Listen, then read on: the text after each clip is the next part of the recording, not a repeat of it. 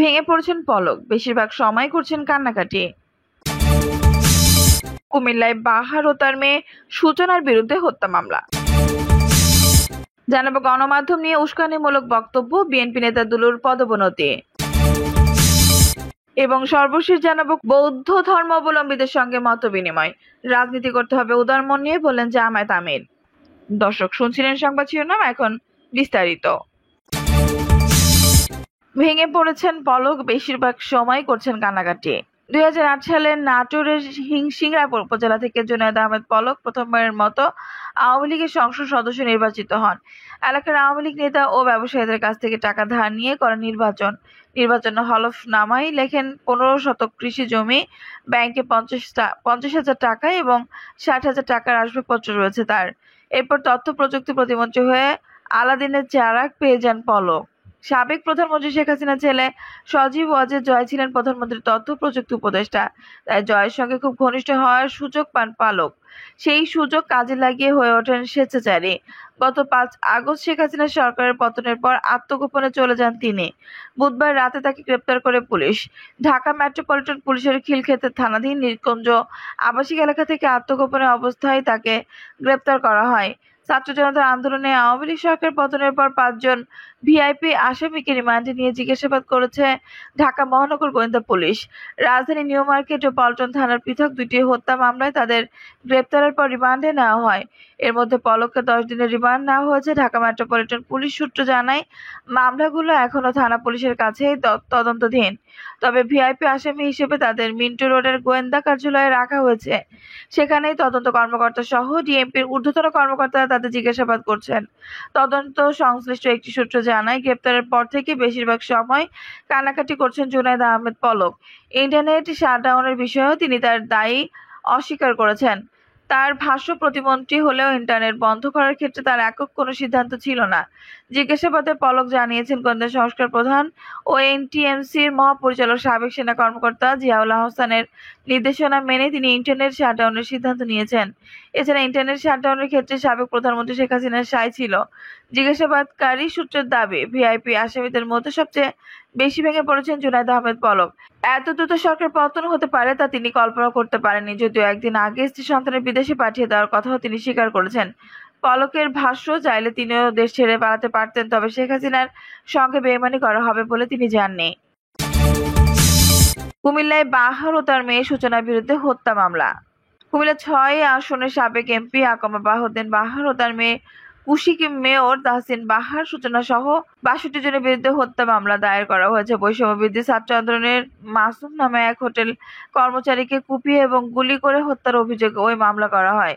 সদর দক্ষিণ মডেল থানার ওসি মোহাম্মদ আলমগীর হোসেন বলেন, ছাত্র জনতার আন্দোলন চলাকালে গত 4 আগস্ট বিকেলে ঢাকা চট্টগ্রাম মহাসড়ক সংলগ্ন জেলার সদর দক্ষিণ উপজেলার নন্দনপুর এলাকায় বিক্ষোভ মিছিলে গুলি ও কুপিয়ে মাসুম নামে এক যুবককে হত্যা করা হয়।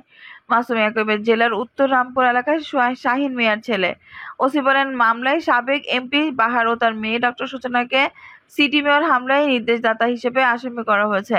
আমরা মামলাটির তদন্ত কার্যক্রম পরিচালনার পাশাপাশি আসামিদের গ্রেপ্তারে অভিযান পরিচালনা করব। সাবেক এমপি বাহার কুমিল্লা 6 আসন থেকে 2008 সাল থেকে নৌকার মনোনয়নে টানা 4 বার সংসদ সদস্য নির্বাচিত হন। তিনি মহানগর আওয়ামী লীগেরও সভাপতি। তার বড় মেয়ে সূচনা চলতি বছরের গত 9 মার্চ সিটি নির্বাচনে মেয়র নির্বাচিত হন। তিনি মহানগর আওয়ামী লীগের সাংগঠনিক সম্পাদক। মাসুমের বাবা শাহিন মিয়া বলেন, আমার ছেলে নিরাপদ, তাকে কেন এভাবে হত্যা করা হলো? তার বাম পায়ে 2টি গুলি ও মাথার পেছনে ধারালো অস্ত্রের আঘাতের চিহ্ন ছিল। আমি আমার ছেলের খুনিদের কঠোর শাস্তি দাবি করছি। গত 5 আগস্ট আওয়ামী লীগ সরকার পতনের পর বিক্ষুব্ধ ছাত্র জনতা নগরীতে সাবেক এমপি বাহারের বাসভবন ও তার মালিকানাধীন সোনালী স্কয়ার মার্কেট ও মহানগর আওয়ামী লীগ অফিস ভাঙচুর, অগ্নিসংযোগ করে বর্তমানে বাহার এবং তার মেয়ে সূচনা আত্মগোপনে রয়েছেন।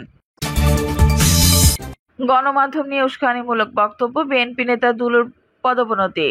বিএনপি চেয়ারপারসন উপদেষ্টা পরিষদের সদস্য রুহুল কুদ্দুস তালুকদার দুলুকে পদোন্নতি দিয়ে দলের নির্বাহী কমিটির সদস্য করা হয়েছে। সূত্র জানায়, দলের নীতি ও আদর্শের পরিপন্থী বক্তব্যের প্রেক্ষিতের কারণে দর্শনা নোটিশের জবাবে সন্তোষজনক না হওয়ায় তার বিরুদ্ধে বিএনপির পক্ষ থেকে এই সাংগঠনিক শাস্তিমূলক ব্যবস্থা গ্রহণ করা হয়েছে।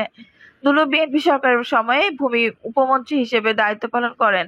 জানা যায় 16 আগস্ট টিভি পত্রিকায় খুনি হাসিনার ছবি ও বক্তব্য প্রচার করলে জ্বালিয়ে দেওয়া হবে মর্মে রুহুল কুদ্দুস তালুকদার দুলুর একটি বক্তব্য বিভিন্ন গণমাধ্যমে প্রকাশিত হয়। এর পরিপ্রেক্ষিতে তাকে কারণ দর্শানোর নোটিশ দেয় বিএনপি। নোটিশের জবাব দেওয়ার জন্য 24 ঘন্টা সময় বেঁধে দেওয়া হয়েছিল। ওই নোটিশে বলা হয়, আপনার এই বক্তব্য বাংলাদেশ জাতীয়তাবাদী দল বিএনপির নীতি ও আদর্শের চরম পরিপন্থী। বিএনপি দেশের একটি উদার ও বৃহত্তম গণতান্ত্রিক রাজনৈতিক দল।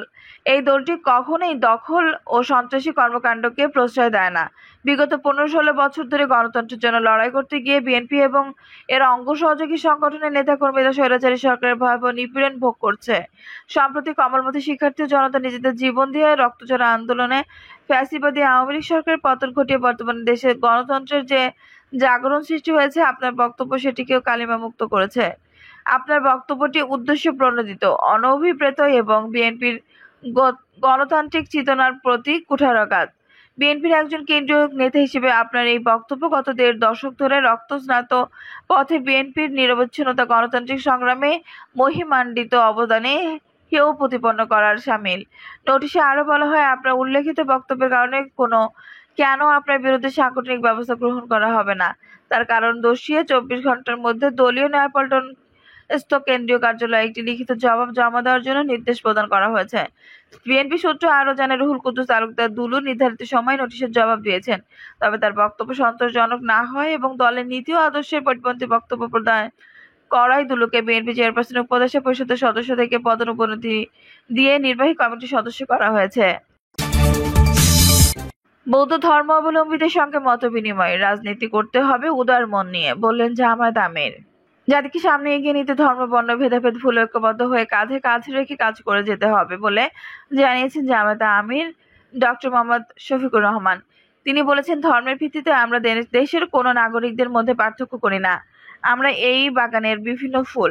আমরা সবাই বাংলাদেশের গর্বিত নাগরিক। রাজনীতিতে প্রতিশোধের কোনো স্থান নেই। রাজনীতি করতে হবে উদার ও দরদ ভরা মন নিয়ে। এদেশে আমাদের সবার সত্যিকার অর্থে কেউ যদি দেশকে ভালোবাসে থাকে, তারা প্রতিহিংসার রাজনীতিতে অগ্রসর হবে না। বৌদ্ধ ধর্মাবলম্বী নেতৃত্ববৃন্দকে তিনি বলেন, রাষ্ট্রীয় নিরাপত্তার বাইরেও যদি আপনারা আপনাদের নিরাপত্তা জামায়াতকে প্রয়োজন মনে করেন, যে কোনো সময় আমাদের পাশে পাবেন। আমরা সর্বোচ্চ সামর্থ্য নিয়ে আপনাদের পাশে দাঁড়াবো। জামায়াত আমির বলেন, বিগত সরকার দীর্ঘ 16 বছর ধরে এদেশে জামায়াত ইসলামের প্রতি অন্যায় জুলুম ও নির্যাতন চালিয়ে এসেছে। জামায়াতের সাবেক 2 জন আমির সহ শীর্ষ নেতৃত্ববৃন্দকে ষড়যন্ত্র করে মিথ্যা মামলায় ফাঁসি দিয়ে হত্যা করা হয়েছে। বিচারিক হত্যাকাণ্ড সংঘটিত করে একটি গোষ্ঠী জামায়াতের অগ্রযাত্রাকে থামিয়ে দিতে চেয়েছিল। জামায়াত নেতাকর্মীদের বাড়িঘর বুলডোজার দিয়ে ধ্বংস করা হয়েছিল। জামায়াত ও ছাত্র শিবিরের অসংখ্য নেতাকর্মীকে এই 16 বছরে হত্যা করা হয়েছে। অসংখ্য যুবককে পঙ্গু করে দেওয়া হয়েছে। হাজার হাজার মিথ্যা মামলায় লাখ লাখ জামায়াত নেতাকর্মীকে কারাগারে দেওয়াই হয়েছে। দফায় দফায় জেলখানা ও রিমান্ডে নিয়ে আমাদেরকে নির্যাতন করা হয়েছে। আমরা বিশ্বাস করি, রাজনীতিতে প্রতিশোধের কোনো স্থান নেই। রাজনীতি করতে হবে উদার এবং দরদ ভরা মন নিয়ে। বাংলাদেশ বৌদ্ধ ফেডারেশনের প্রধান উপদেষ্টা প্রফেসর সুকমল বড়ুয়া বলেন, জামায়াত ইসলামের আজকের এই উদ্যোগ খুবই প্রশংসনীয়। এর মাধ্যমে সাম্প্রদায়িক সম্প্রীতি বৃদ্ধি পাবে, আমাদের মাঝে ভুল বোঝাবুঝি দূর হবে। সকলে মিলে ঐক্যবদ্ধ হয়ে সম্প্রতির বাংলাদেশ গড়ে তুলতে পারবো। এই সময় তিনি রাজনৈতিক পট পরিবর্তনে যেন বৌদ্ধ সম্প্রদায়ের মানুষের কোনো অসুবিধা না হয় সেদিকে লক্ষ্য রাখার জন্য রাজনৈতিক নেতৃত্ববৃন্দের প্রতি উদাত্ত আহ্বান জানান। দর্শক, এই ছিল এখনকার সর্বশেষ সংবাদ। নিউজটি ভালো লাগলে অবশ্যই একটা লাইক দিন, কমেন্ট আপনার মূল্যবান মতামত জানান। সবসময় আমাদের পাশে থাকতে সাবস্ক্রাইব করে বেল বাটনটি অন করে রাখুন। ধন্যবাদ।